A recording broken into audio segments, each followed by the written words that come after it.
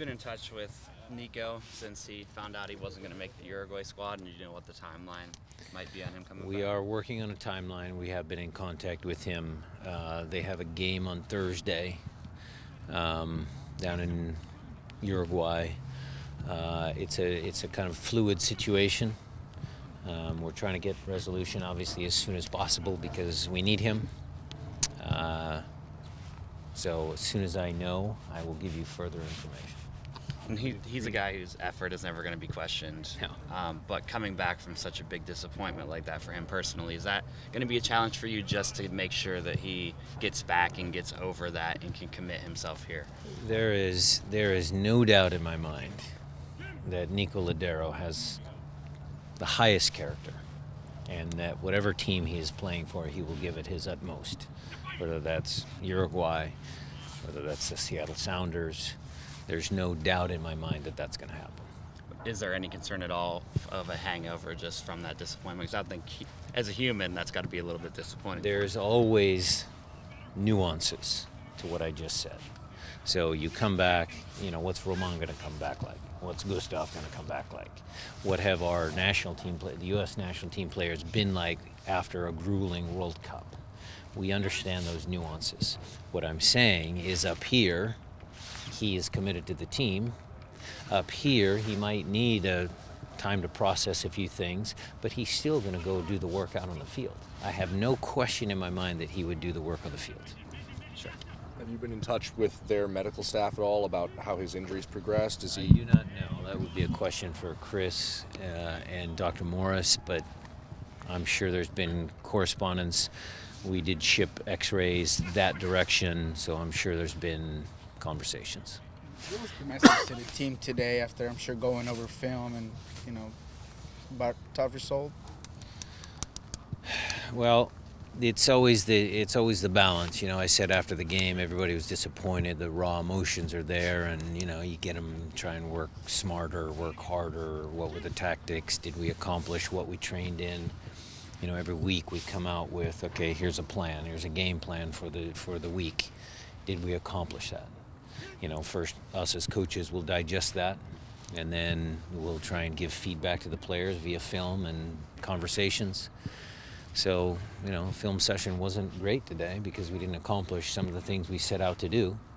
So we will get a new game plan for Wednesday with a group, and we'll get a new game plan for Saturday with the group, and train hard and smart to try and make sure that they understand the game plan and they're able to execute it.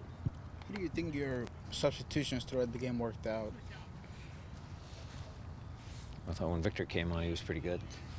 I thought when Harry came on, he provided what we needed in that situation. We wanted a little bit more, possession of the ball and getting us from back to front. But that's no knock on Jordi Delam because score was 0-0 away from home and a difficult place to play when he was on the field. So, yeah, I think the subs were okay, and Lamar coming on, he needs to provide us a little bit of leadership and goal-scoring opportunities, and, we didn't score. It's not Lamar's fault, it's just kind of symptomatic of, the team. The Open Cup's historically meant a lot to this club. Does the current run of league form change in any way how important it is for you guys this year?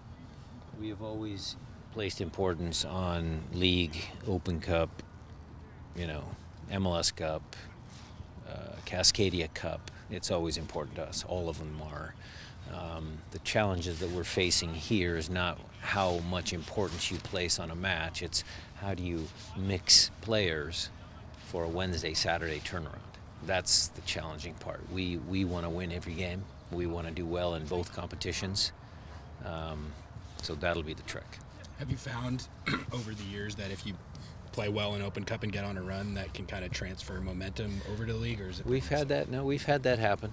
All right, it's a good question. You guys would know the history statistically better than I, but there's been a lot of good moments in our Open Cup history, especially in the early years when we needed to kind of build some momentum and stuff like that. Those early trophies were something that set us on the right path to being successful. You could, Tommy Dutra has a better memory. He always likens that I think we played Chivas and we beat them one time, and it kind of propelled us. There's been young players who have made debuts in exhibition games even that have kind of propelled them into, better opportunities and better team play.